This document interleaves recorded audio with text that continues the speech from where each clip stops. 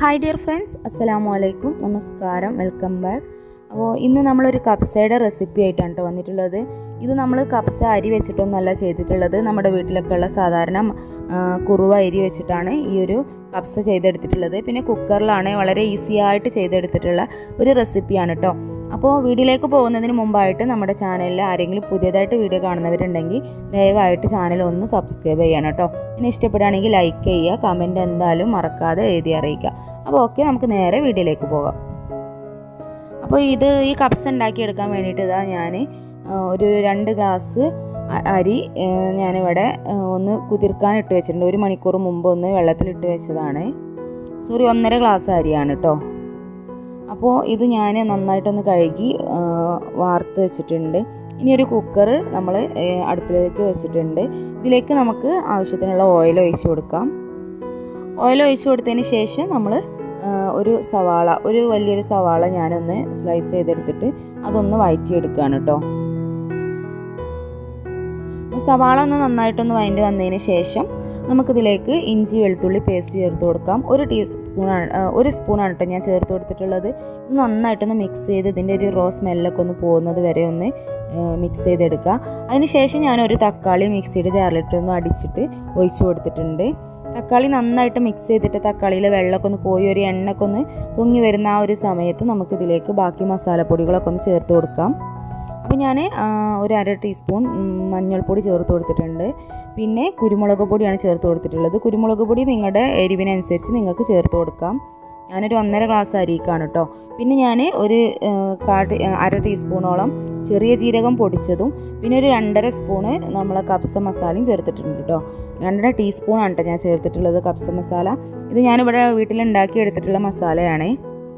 അതിൻ്റെ റെസിപ്പി ഞാൻ പിന്നീട് അപ്ലോഡ് ചെയ്യാം കേട്ടോ. പിന്നെ ഞാനൊരു 3 ഏലക്ക നന്നായിട്ടൊന്ന് ചതച്ചിട്ട് ചേർത്ത് കൊടുത്തിട്ടുണ്ട്. പിന്നെ ഒരു ചെറിയ ഉണക്ക നാരങ്ങയും കൂടെ ചേർത്ത് കൊടുത്തിട്ടുണ്ട്. ഈ ഒരു സമയത്ത് നിങ്ങൾ പട്ട ഉണ്ടെങ്കിൽ ചെറിയൊരു കഷ്ണം പട്ടയും കൂടെ ചേർത്ത് കൊടുക്കണം. എൻ്റെ അടുത്ത് അതില്ലായിരുന്നു, അതുകൊണ്ട് ഞാൻ ചേർത്തിട്ടില്ല കേട്ടോ. പിന്നെ ഒരു 4-5 ഗ്രാമ്പും കൂടെ ചേർത്ത് കൊടുത്തു. അതിനുശേഷം ഇതിലേക്ക് ആവശ്യത്തിനുള്ള ഉപ്പും കൂടെ ചേർത്തിട്ട് നന്നായിട്ടൊന്ന് മിക്സ് ചെയ്തെടുക്കാം.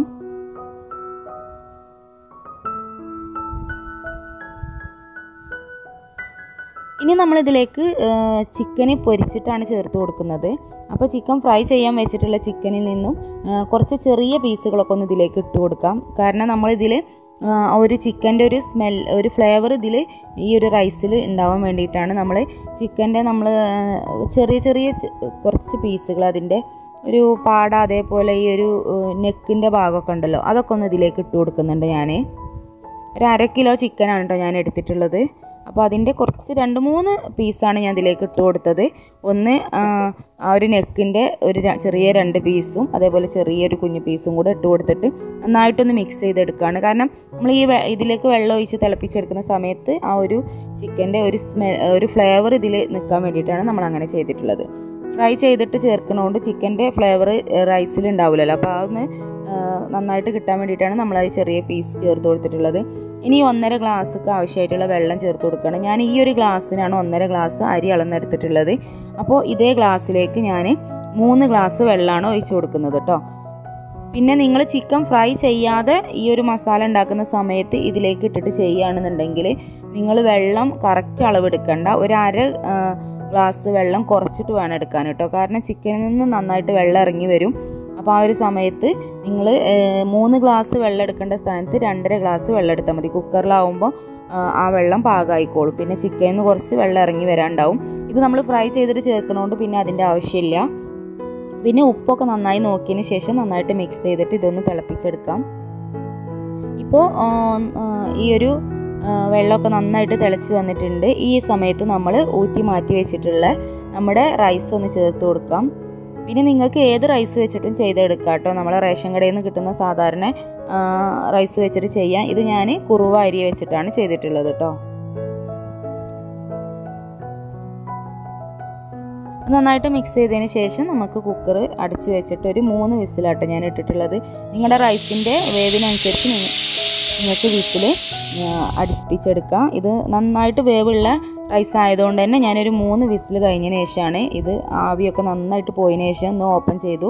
ഇപ്പോൾ ഇതാ നമ്മുടെ കബ്സ ഇവിടെ നല്ല ഉഷാറായിട്ട് റെഡി ആയിട്ടുണ്ട്. ഇനി ഇതൊന്ന് മിക്സ് ചെയ്തെടുക്കണം. പിന്നെ റൈസിൻ്റെ വേവിനനുസരിച്ച് വേണം നിങ്ങൾ വേവിച്ചെടുക്കാൻ വേണ്ടിയിട്ട് കേട്ടോ. ഓരോ റൈസിനും ഓരോ വേവായിരിക്കും. അപ്പോൾ നന്നായിട്ട് മിക്സ് ചെയ്തതിന് ശേഷം ഞാനിവിടെ നമ്മുടെ ചിക്കൻ ഫ്രൈ ചെയ്ത് വെച്ചിട്ടുണ്ടായിരുന്നു. ഇതിൻ്റെ മുകളിലേക്ക് ഇട്ട് കൊടുക്കുകയാണ്.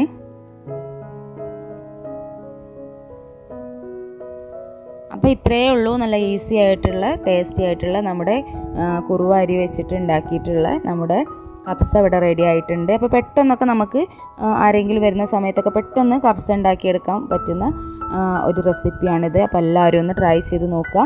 ട്രൈ ചെയ്ത് നോക്കുന്ന സമയത്ത് നിങ്ങളുടെ ഫീഡ്ബാക്ക് കമൻറ്റ് ബോക്സിൽ എഴുതി അറിയിക്കാൻ മറക്കരുത് കേട്ടോ. ഇനി നിങ്ങൾക്ക് ഈ ചാനൽ ഇഷ്ടമാണെന്നുണ്ടെങ്കിൽ മറക്കാതെ സബ്സ്ക്രൈബ് ചെയ്യുക, മറ്റുള്ളവരിലേക്കും കൂടെ ഒന്ന് ഷെയർ ചെയ്ത് കൊടുത്ത് സപ്പോർട്ട് ചെയ്യുക കേട്ടോ. ഇനി ഇത് നമുക്കൊരു സെർവിങ് പ്ലേറ്റിലേക്ക് മാറ്റാം.